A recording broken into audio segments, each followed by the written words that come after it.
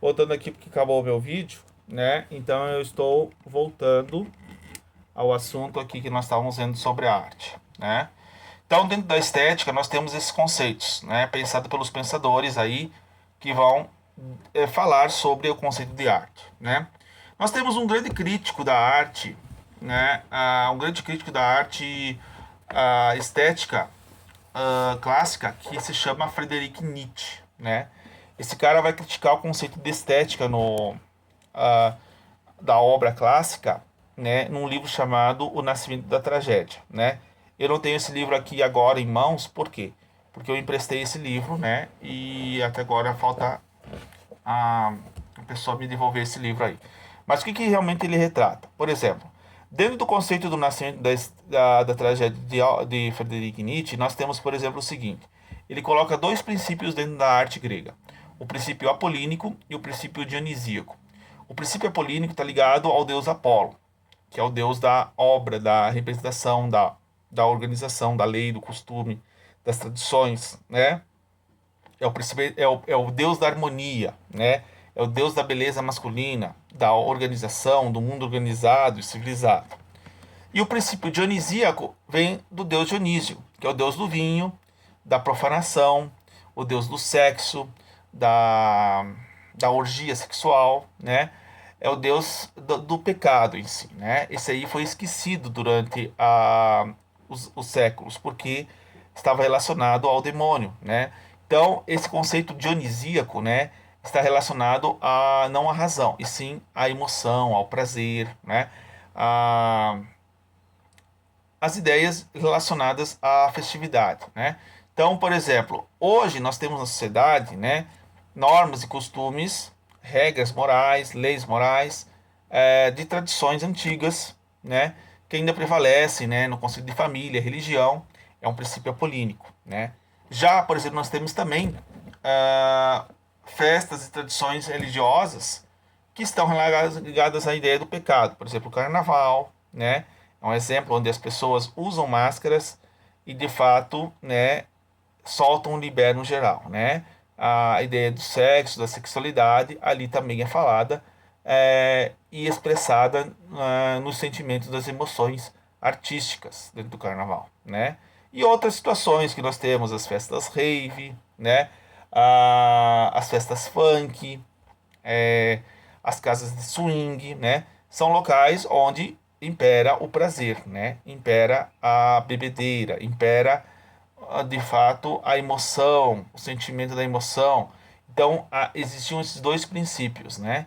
E para Nietzsche, né, no Nascimento da Tragédia, Sócrates foi o grande causador de quebrar esses dois princípios, né? Ele destruiu esses princípios, criando a ideia da consciência, né? De que a consciência tem que levar uma ideia da civilização e não da barbárie. Porque se você for para o lado, digamos, do Dionísio, só o Dionísio, você vai transformar a civilização numa barbárie. Se você for do lado somente do racionalismo, você vai criar um mundo drasticamente material e capitalista, que é o que nós estamos vendo hoje, né? Um mundo, digamos, racionalizado, científico, né? Material, né? Onde impera a razão e não a emoção, né? O mundo foi criado e civilizado pela ideia da razão e do pensamento materialista.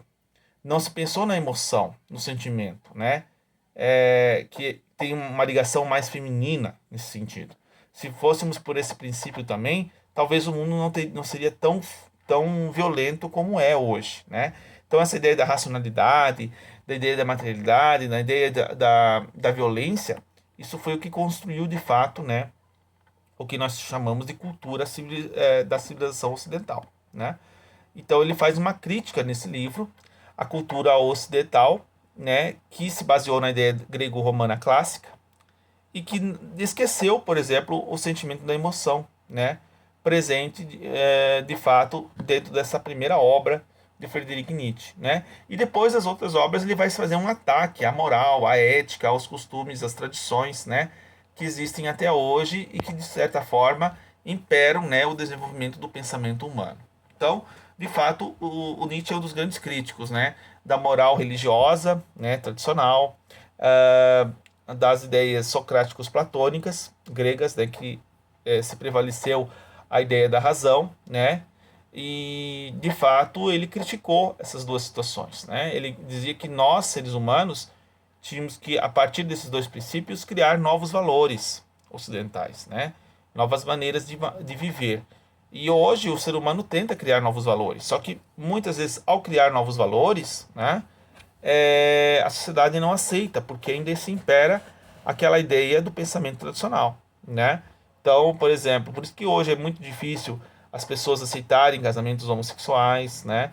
A homossexualidade que já existia na época da grego clássica e que naquela época era respeitado, né? Essa posição da emoção homossexual, né?